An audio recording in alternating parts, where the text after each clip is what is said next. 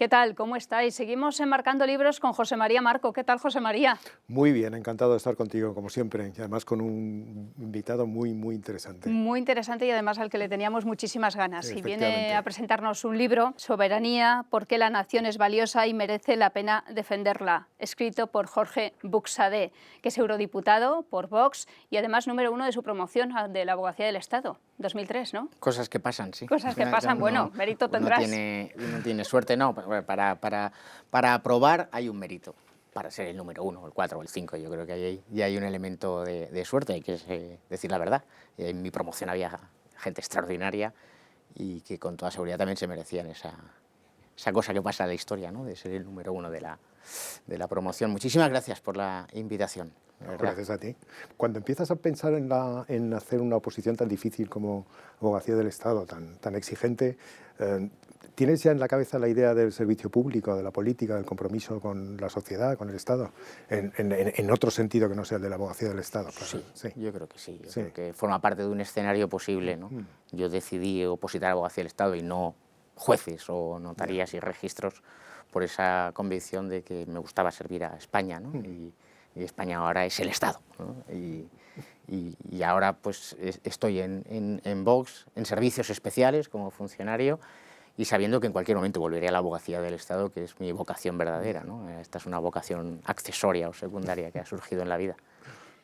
Yo no sé de dónde viene este libro, de dónde surge, cuál es el momento en el que dices tengo que escribir o arrancarme en el ensayo. En realidad surge, yo creo que fue el día 13 de marzo, ¿no? El día 14 de marzo de 2020 se decreta el estado de alarma por parte de Sánchez, o por el gobierno entonces de Sánchez e Iglesias, y acuerdan ese arresto domiciliario. Y yo ya llevaba 3 días en casa, porque a los niños los habían mandado a casa en el colegio, Sí. y entonces pues decidí ponerme a escribir. Había muchas cosas que yo había escrito y que estaban ahí en el ordenador guardadas, y eran muchísimas horas en casa metido, y entonces me puse a escribir y dije, yo creo que es el momento, porque tuve esa intuición de que el coronavirus iba a ser utilizado políticamente para intensificar ese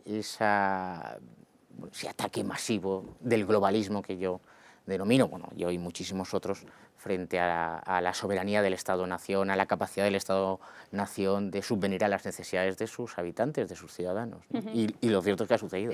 Tú contrapones patriotas versus globalistas. Sí, yo creo que es un escenario.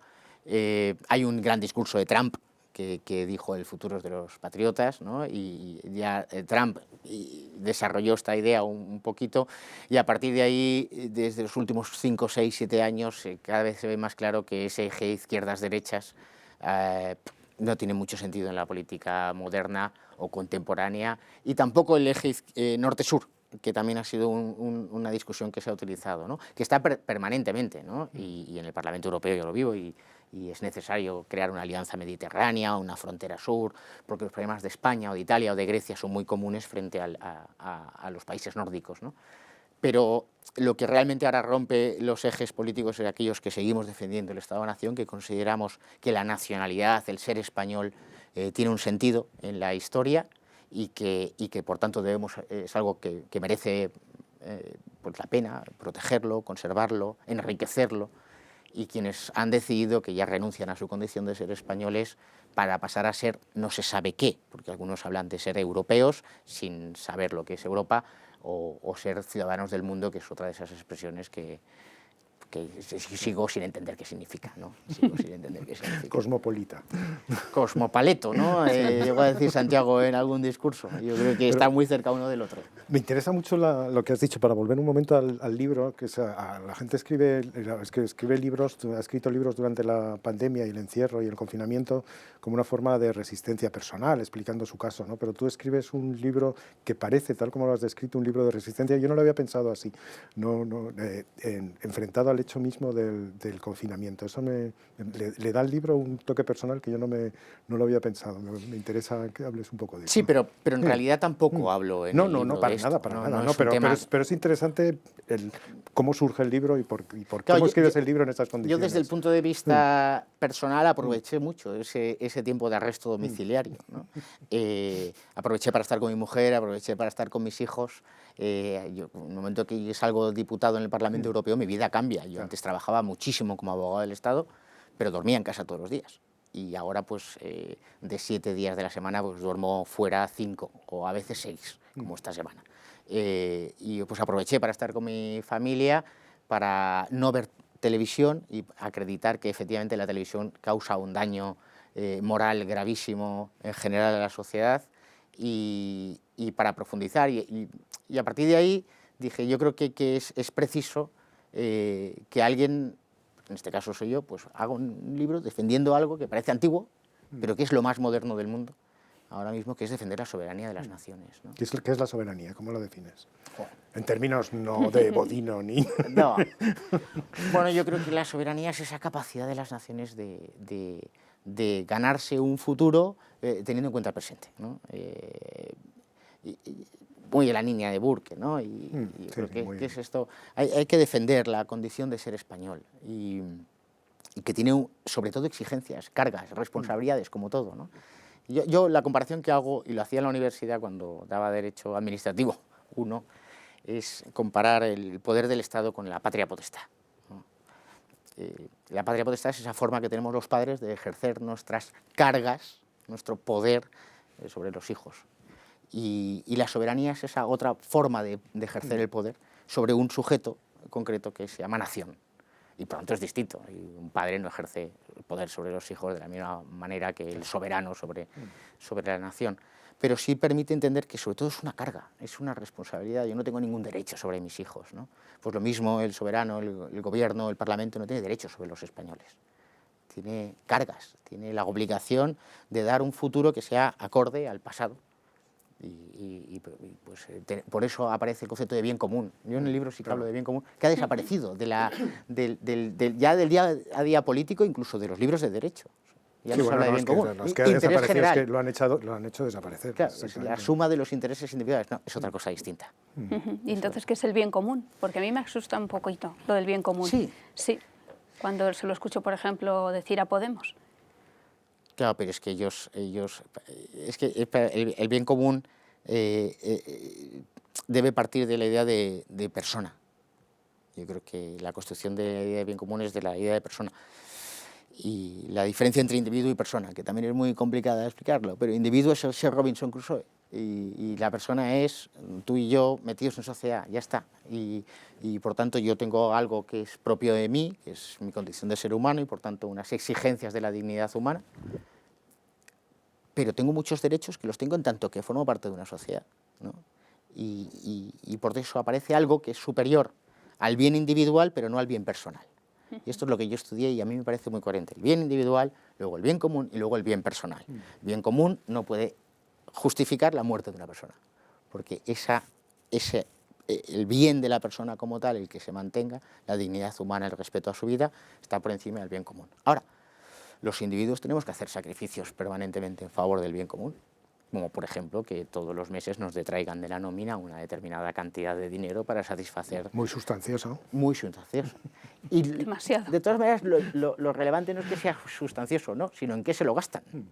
Porque si se lo gastan en un servicio, en una adecuada sanidad, en justicia, en seguridad interior y exterior, en una educación pública de calidad, allí donde no llegue el esfuerzo privado, pues estaremos todos de acuerdo. Pero es muy cuando se lo interesante gastan el debate, porque claro, chiringuitos ideológicos, asociaciones, de verdad, en mantener los inmuebles.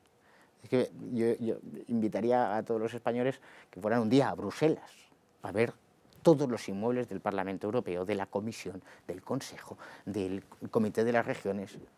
Y a lo mejor entenderían el discurso de Vox, ¿no? Es decir, esto está muy bien, pero no así. Hay una oficina de privilegios, ¿no? Claro, hay una oficina de para privilegios todo. de los parlamentarios. Y ahora ¿no? tenemos una figura que es además si lo dices en inglés queda mucho mejor, ¿no? Siempre hay que meter officer y compliance, y metes las dos cosas, que es el de protección de datos, ahora el de género. En todas las unidades de acción exterior va a haber un controlador de género. Esto se lo debemos a Josep Borrell.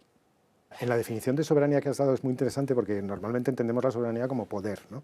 Entonces cedemos poder a la Unión Europea o cedemos poder a las regiones, ¿no? Regiones que se convertirán en naciones en un momento dado. Pero al entender la soberanía como algo basado en el bien común, enfocas, ¿no?, la defensa de la soberanía de otra manera, ¿no? Que es como está enfocado en tu libro, me parece. Sí, claro, sí, porque... es otra cosa, ¿no? Ya no es solo una cuestión de poder, es una cuestión de compartir, de comunidad, ¿no? De sentirte integrado en un espacio que viene de atrás, que el que es soberano debe defender, debe... Claro, porque yo creo que es importante que todos recuperemos la otra idea, que es la del fin, ¿no? Ahora la naturaleza del ser humano nunca se explica por razón de sus fines, de aquello para lo que ha venido aquí, ¿no? Y yo creo que esto es importante. Sí. España tiene, antes se decía en términos poéticos, un destino, ¿no? Una vocación. Pues yo sí que lo creo. Igual que yo creo que yo tengo en este mundo, he venido con una vocación, decíamos antes, de ser abogado del Estado. Pues no sé por qué. A mí me gustaba más la abogacía del Estado que notarios, y con toda seguridad, pues uno se gana mejor la vida de notario. Pero no es relevante, y para muchísima gente no es relevante el dinero, es relevante su vocación, ¿no? Hay quien decía hacer filosofía y letras, y pues es maravilloso, ¿no?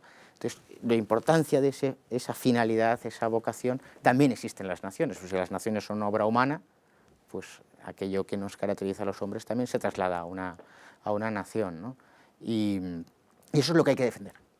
Eso es el sentido de España en la historia, que se ve muy fácil cuando hablamos de hispanidad, ¿no? Esa obra que hace España a lo largo de siglos, de evangelizar, de descubrir, sí, también de conquistar, pero de dar universidades y de dar colegios y una lengua y una religión que nos dice a todos, además, que somos hijos del mismo Dios y que por lo tanto nos tenemos que querer respetar hasta el final. Joder, es que esto es muy potente, ¿no? Y esto lo ha defendido España.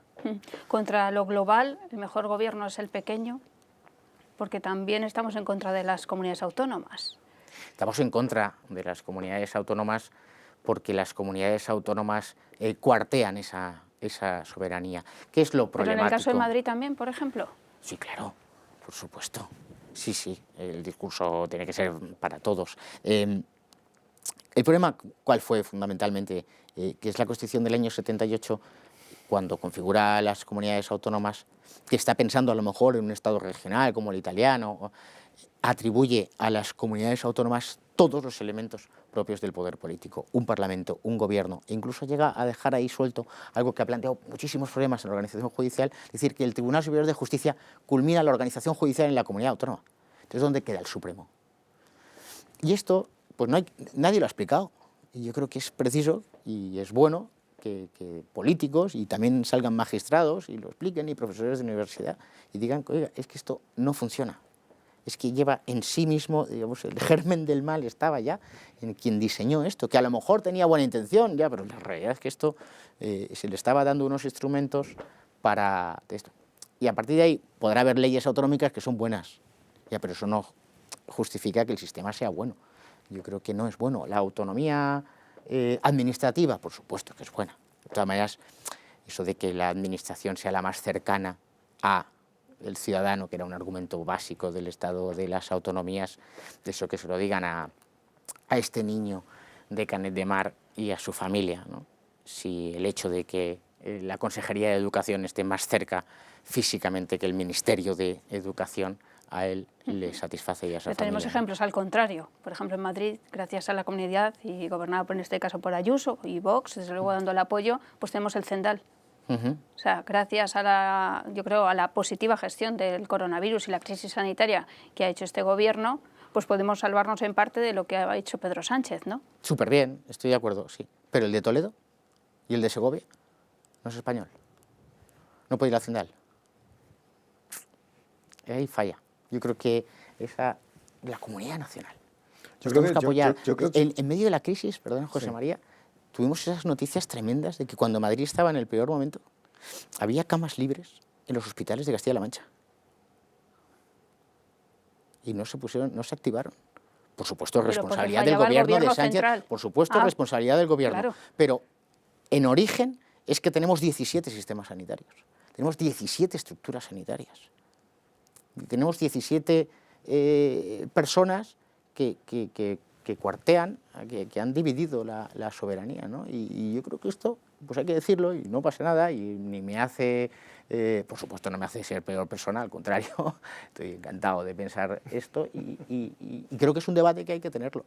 Y si lo explicamos con esta naturalidad, estoy convencido de que no 4 millones, sino 8 o 9 millones permitirán algún día cambiar la Constitución, que es lo que hay que hacer.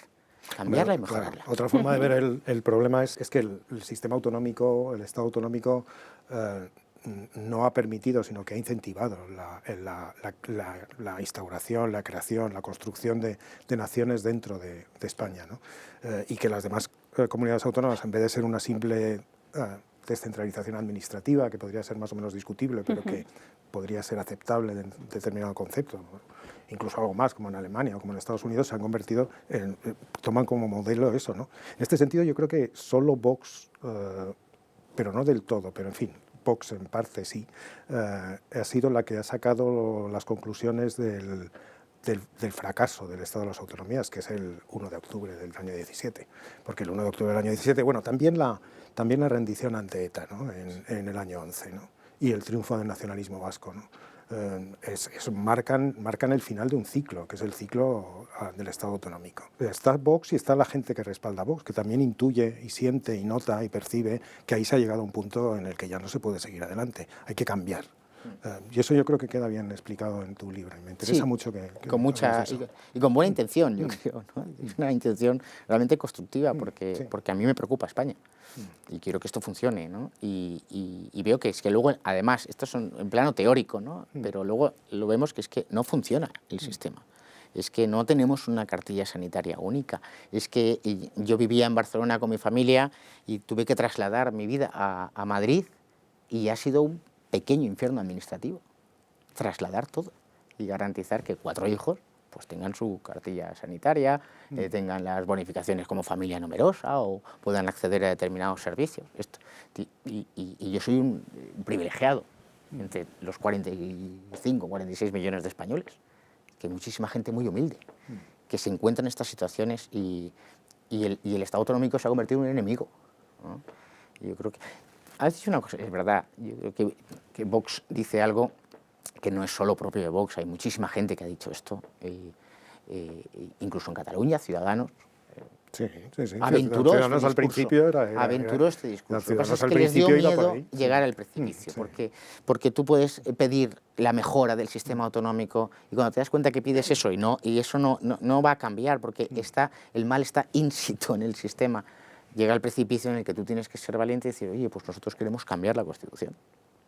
Y ese es el punto que no dio y a partir de ahí todo se derrumba, porque si aceptas realmente el sistema, pues te conviertes en un cómplice de ese sistema, que es lo que le ha pasado a Ciudadanos, que tiene varones regionales, que es la propia estructura de Ciudadanos mental, a los que la constituyeron.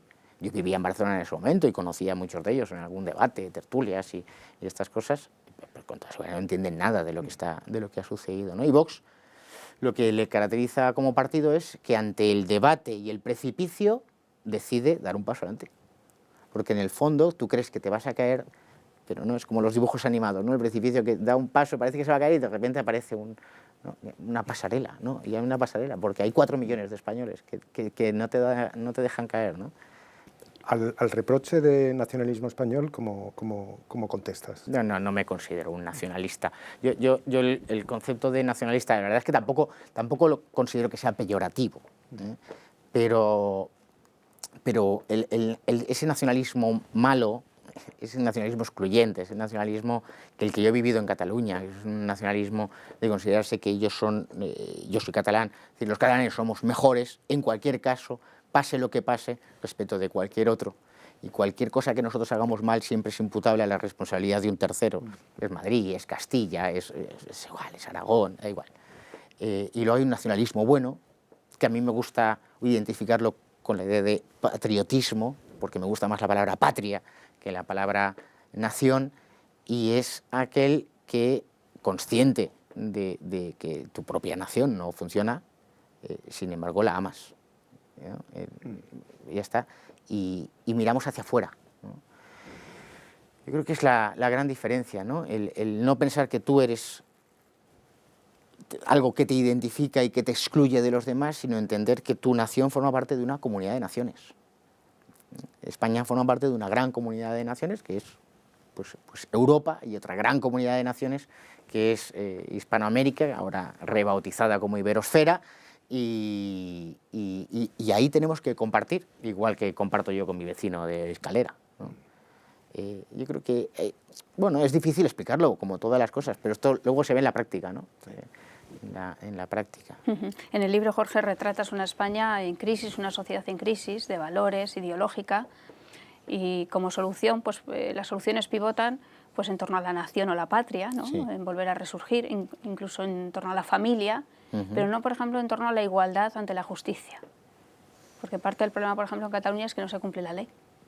Parte de los problemas fundamentales en España es que no se cumplen las leyes, ¿no? Bueno, los españoles no somos sí, iguales ante la ley y la ley como nación. Sí, sin duda va de suyo, que si formamos parte de una comunidad nacional, todos los que formamos parte de esa comunidad, en tanto que españoles, debemos tener los mismos derechos. De todas maneras, el problema en España es que no solo no se cumple la ley, sino que tenemos 17 leyes. Tenemos leyes contradictorias. Tenemos leyes aprobadas como la Ley de Educación de Cataluña, que es contradictoria con la Ley Orgánica de Educación, porque en un determinado momento quien recurrió esa ley ante el Tribunal Constitucional, que fue el Partido Popular en el gobierno del Partido Popular, decidió solo impugnar 6 artículos de una ley deplorable que debería ser impugnada de cabo a rabo, que es la Ley de Educación de Cataluña, que parte de un principio: existe un sistema educativo catalán distinto del sistema educativo del resto de España. Este es el problema, en realidad, porque si tuviéramos una única ley, sobre ese principio se puede construir fácilmente el principio de igualdad, pero si ya hemos cuarteado la igualdad, reconociendo la capacidad legislativa de 17 comunidades autónomas, añadido al hecho de que parte de esas regiones son gobernadas por quienes odian a España. Dando un poco la vuelta a la pregunta, si Vox llegara al gobierno, ¿qué propondría antes, la reforma de la justicia o una nueva ley de educación? Sin duda una nueva ley de educación, sin duda. La izquierda, cuando llega al gobierno, en los gobiernos de coalición, nunca quiere ni economía, ni hacienda, ni transportes, ni energía. Esto es lo que piden los de derechas, o los que se dicen de derechas, y le dejan la educación, la cultura, el deporte, la ciencia y la tecnología a la izquierda, que te cambian la sociedad. En España debería haber un ministerio de familia, y no un ministerio de igualitarismo, que es lo que tenemos, o de identitarismo, porque ya no es un ministerio de igualdad, es un ministerio que intenta, ¿no?, fomentar todos los identitarismos inventados para confrontar a los españoles y agravar la situación de desigualdad. Sin duda, educación. ¿El globalismo qué es con respecto a la globalización? ¿Es la ideología que sostiene la globalización? No. ¿O es otra cosa? ¿Es algo que va más allá? Yo creo que va más allá. Sí. Sí, yo creo que va más allá. El concepto de globalización, hace un mes, ¿no?, o mes y medio, salió ese extraordinario documental que pude ver, España, la primera globalización, por supuesto. No sé si la primera, quizá Roma también hizo una globalización en el Mare Nostrum, ¿no?, pero luego España hizo otra gran globalización y efectivamente descubrimos continentes y abrimos el planeta completo, ¿no? Eso es bueno. Y, pues, de la misma manera que es bueno compartir con tu vecino o con quien sea. Pero el globalismo es una ideología. El globalismo es una pretensión política, económica, social, cultural. Es la nueva normalidad, es la nueva economía, es el nuevo orden mundial, es el el hombre nuevo.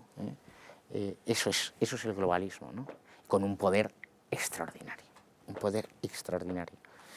Uno es consciente, hay una parte de vivencia personal, pero que no la explico en su libro de memorias, ni pretende serlo, por supuesto, que con 40 años o 46, hacer unas memorias tampoco sería un insulto a la inteligencia del lector, pero de sí de experiencia personal de llegar a Bruselas y ver lo que es el globalismo. El globalismo es que las primeras entidades que quieren una reunión con un eurodiputado son Google y Facebook, y quieren reunirse contigo. Mi respuesta no os la voy a decir en público, pero fue correcta y respetuosa con el ideario de Vox, desde cabo a rabo. Sí. Ya les llamaremos. Sí, está bien, no, porque además, pobres, archivado seguro. En realidad, sí, son unos tipos estupendos, porque al final son chavales de 26 o de 27 años que tienen casi de becarios trabajando, ¿no?, para hacer bueno, pues lo que hacen. Pero esto es el globalismo, es querer un reglamento que regule las redes sociales en todo el nivel de la Unión Europea, negociado con Google y Facebook. Y las necesidades reales ¿no? del agricultor de Almería, del chico que trabaja en una frutería en un barrio de Madrid o de Barcelona. Esta es la realidad de cómo se enfrentan a la libertad de expresión, a la libertad política en las redes sociales, del control del algoritmo, de cómo saben... Bueno, si es que lo vivimos todos, pero esto hay que decirlo, que es que tú enciendes tu ordenador, entras en la web y automáticamente te llega toda la información de aquello que tú has comprado recientemente o los libros que has leído, ¿no? Te metes en Amazon y ahí a mí Amazon me recomienda qué tengo que leer, porque como sabe lo que yo he podido comprar, deduce que yo tengo que leer eso. Pero a lo mejor es cuartear la sociedad. Es el nuevo déspota benevolente, o hasta qué punto todo eso es una crisis. Sí, porque bueno, si no sabes una conspiración. No, pero hasta qué punto todo eso es indica una crisis del liberalismo, o de la palabra liberal. Es decir, porque eso culmina, ¿no? Una forma de enfrentarse a las cosas que después de la caída del muro de Berlín parecía llevar a un orden en el que se instauraba una relación, podríamos llamar un orden liberal, ¿no? Y ahora ese orden está en crisis, ¿no? Y está en crisis por cosas como las que tú has descrito, ¿no? Sí. ¿Es el liberalismo que está en crisis? ¿Es una degeneración del liberalismo? ¿Cómo lo ves tú? Yo creo que está en crisis, sí, por supuesto. La caída del muro de Berlín, tú lo has dicho, es un momento clave en la historia que además hemos vivido ya, por lo menos los que estamos aquí presentes en este debate, ¿no? Si no hay caída del muro de Berlín, no hay tratado de Maastricht en el año 1992. No es posible. No es posible, porque había un enemigo claro, un adversario perfectamente definido. Y en la caída del muro de Berlín hay quien tenía buenas intenciones y era la lucha contra el comunismo, y hay quien ve en la caída del muro de Berlín la posibilidad de imponer su propio sistema totalitario. Y es lo que hacen. Sin muro de Berlín no hay tratado de Maastricht. La izquierda era europeísta, José María. ¿Cuándo ha sido europeísta la izquierda? La izquierda era unión sovietista, si lo que querían era imponer el marco izquierdista en toda Europa. Pero cuando se les cae el muro y ya no pueden defender a la Unión Soviética, y entonces pues defienden Europa, pero esa Europa que ellos defienden en Maastricht, y a partir de Maastricht ya no es la Europa que mentalmente todos tenemos en la cabeza, sino que es otra Europa, es una Europa que se impone a los estados, que empieza a dictar directivas y reglamentos, pero a toda máquina, que ello es un trabajo insaciable de regular y regular y regular. Es una Europa que a su vez pierde peso político, moral y espiritual frente a los Estados Unidos, China o Rusia, ¿no? Esta es la realidad, y esto es el globalismo, esto es. Que tú pases... Yo estaba en Roma este fin de semana, y me ha dado mucha envidia Roma con respecto a Barcelona o Madrid, en un detalle muy tonto, y es la mayor parte de los bares, pizzerías, etcétera, siguen siendo italianos.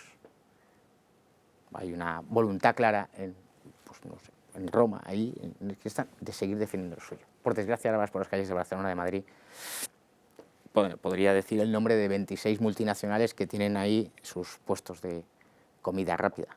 Pues a mí me apena, la verdad, lo digo en serio.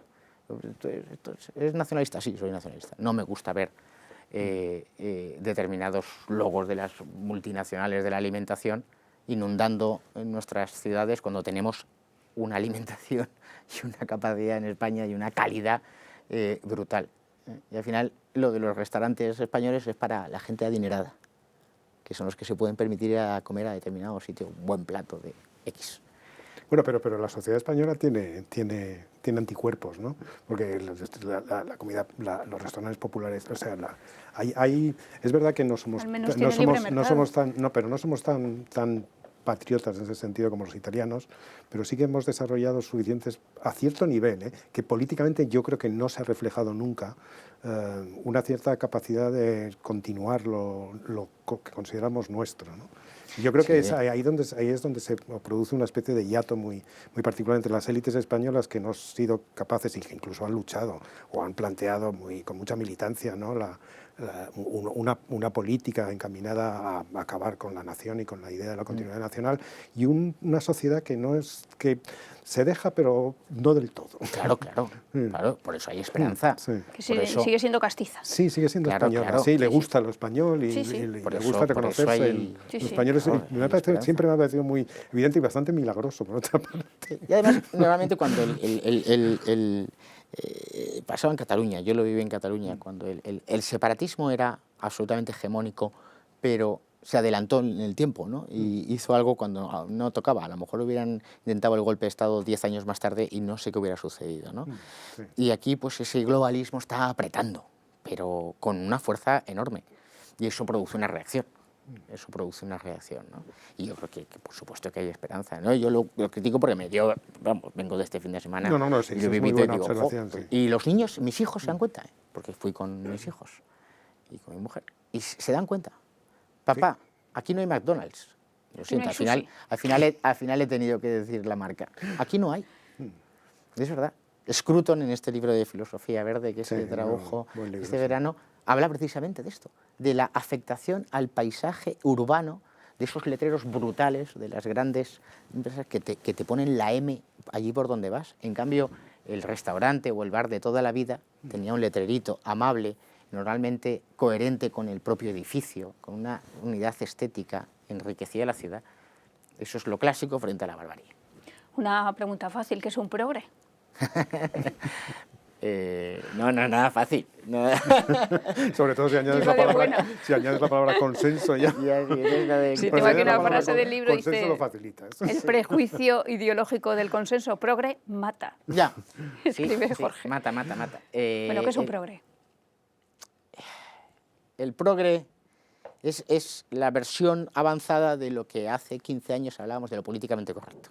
Se empezó con lo de lo políticamente correcto. Hay cosas que no puedes hablar, cosas que no puedes decir. Ahora el progre se ha convertido en un totalitario de lo políticamente correcto y si tú disientes te echa pues al fuego eterno, a la muerte civil, a la muerte del claustro que se decía antes. Es esa visión de un pensamiento débil.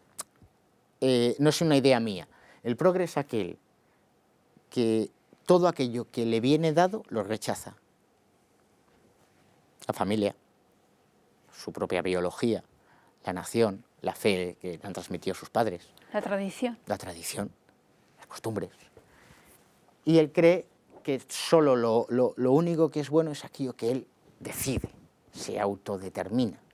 Y él toma sus propias decisiones, creyendo que las toma libremente, cuando pues, no es así, ¿no? Y entonces, y eso está produciendo un efecto, por eso digo que mata, porque mata la riqueza de las familias, mata la riqueza de los pueblos, mata la riqueza de la propia nación española. La nación española, una de sus características es la falta de uniformización, precisamente, desde el punto de vista de las costumbres, del folclore, de la gastronomía, De la lengua. de la lengua, De por las supuesto. lenguas, vamos. Efectivamente. Y al final el progre está matando todo esto, a todos los niveles, ¿no? Y se pierden determinadas costumbres, se pierden determinadas prácticas consuetudinarias, fiestas populares que el progre decide que ahora ya no se puede hacer esto, ¿no? Moros y cristianos en todo el levante español. Esto ya no se puede hacer. No podemos hacer esos maravillosos desfiles que además, que no es lo fundamental, pero es que además generan toda una industria textil que da de comer a muchas familias y que es la prosperidad y el modo de vida. Claro, porque Las un progre fallas. también sabe quién tiene la culpa. Claro. Lo que De ha las sucedido con las cosas. fallas, ¿no? Sí, Lo que ha sí, sucedido sí, con sí, las eso fallas sí. es una cosa tremenda. Ya. Lo que ha sucedido con las fallas. Las fallas trasladadas a septiembre por el argumento del coronavirus, cuando la incidencia del coronavirus en septiembre en Valencia, capital, era superior a la de marzo. Yo animo a cualquier lector, yo lo publiqué en un tuit, en marzo de 2021 había menos incidencia del coronavirus que en septiembre. Pero se decide porque hay un sujeto, que en este caso coincide que es de izquierdas y por tanto progre, y dice que en marzo no se pueden hacer. Porque claro, al final, de lo que se trata es de no celebrar San José, de convertir la falla en simplemente una especie de fiesta meramente cívica, pero las fallas son una fiesta cívica, sí, pero que termina en San José y termina en esa maravillosa ofrenda floral a la Virgen, y ya está. Y da igual, porque luego el que hace la ofrenda floral va a misa o no va a misa, es su fe, pero hay un elemento colectivo que es propio de la nación española y eso es lo que no se puede perder. Si se pierde, se muere. Y ahora quieren borrar la Inmaculada Concepción, ¿no? Por ejemplo. Qué obsesión, día, pero eso es histórico y tú, José María, Sí, sabes mucho sí. de la izquierda con Dice la religión, ¿no? Sí, es Mira tremendo. tu cruz, Jorge. Sí, esto está hecho a propósito. No, es una cruz muy bonita que me regaló mi mujer y eso me permite cuando estoy en Bruselas y en Estrasburgo recordar quién soy, ¿no? Y de dónde vengo. Sí, yo soy católico, pero intento ejercerlo, porque esto es muy complicado de ser buen católico, y entiendo que no todo el mundo lo debe ser, pero sí todos los españoles tienen que respetar esto. Es que la Inmaculada Concepción no tiene, ¿cómo era? Decía en el argumento que no tiene... Que no tiene implantación popular. O Claro, así. es un dogma que Sí. nace, que es un dogma de la Iglesia Católica que los españoles ganamos para todos los católicos del mundo, no tiene implantación. Es una mezcla de ignorancia, ¿no? Sí, de odio a la religión, a los católicos, Y pero de bueno, odio, eso es antiguo. y de odio a uno mismo. Y de odio, A uno mismo. por eso de digo uno que es mismo, que un al odio final muy particular, una pierdes hazaña. Felicidad, Al es final verdad. eres un sujeto sin identidad. Y en la medida que eres un sujeto sin identidad, pues eres un juguete roto en manos de Fíjate quien que eso sea. es contradictorio porque vivimos la época de las identidades. O sea, de las falsas identidades. Eso es, que también hablas de ello, ¿no? En el Claro, libro. porque la identidad buena es aquella que te propende al bien, a identificar en ti una vocación y hacer cosas con buena intención, ¿no? Esa es la identidad buena. Yo es que me siento español y automáticamente al sentirme español me veo lanzado a odiar a gente. No, si tú te sientes español de verdad, es imposible que tú odies. Ahora, el separatismo catalán ha generado la idea de que si tú eres un auténtico catalán, tu identidad como catalán pasa en odiar al madrileño o a tu vecino catalán que no habla catalán en la escalera. Es como la prueba del 9, ¿no? Entonces, yo genero la identidad del pansexualista. Yo es que soy pansexualista y automáticamente tengo que odiar a todos los que no sean pansexualistas, porque no me respetan a mí. Es de locos. Es que es. Es de locos, ¿no? Es así. Sí, entre de locos, cómico, triste y no sé si trágico. En fin, Jorge Buxadé, Soberanía, ¿por qué la nación es valiosa y merece la pena defenderla?, publicado por Homo Legends. Que vendas muchos libros, Jorge. Bueno, no está hecho con esa intención miógena. Es todo un programa, ¿eh? Sí. Sí, es un programa. Es un programa. Sobre todo para gente joven. Yo también pensaba, hombre, no voy a decir esta típica chorrada de escrito esto pensando en mis hijos, no, porque no es verdad, pero estaba pensando en miles de jóvenes que hay en Vox, si con que el 10% de ellos se lo lean y pues digan, pues Bodino, bueno, pues tengan ganas de leerse a Bodino, o luego tengan ganas de releer la Constitución y decir, ¿cómo empieza la Constitución? España. La primera palabra es España. España se constituye, España es el sujeto político previo. No hay discusión. ¿Por qué tenemos que discutir esto de si es antes la Constitución de España? PP, Ciudadanos, PSOE llevan 40 años discutiendo esto. Pues eso está resuelto. España es previa a la Constitución del 78 y a la de 1812. Y no pasa nada. No, ahí estamos. Y ahí está, a pesar de Intentamos todo, seguir. a pesar de los Intentamos españoles. seguir. ¿no? Muchas gracias, Jorge. Muchísimas Gracias a Gracias. vosotros, de verdad. Gracias, Jorge. Gracias. Gracias. Pues muchas gracias a todos por estar ahí.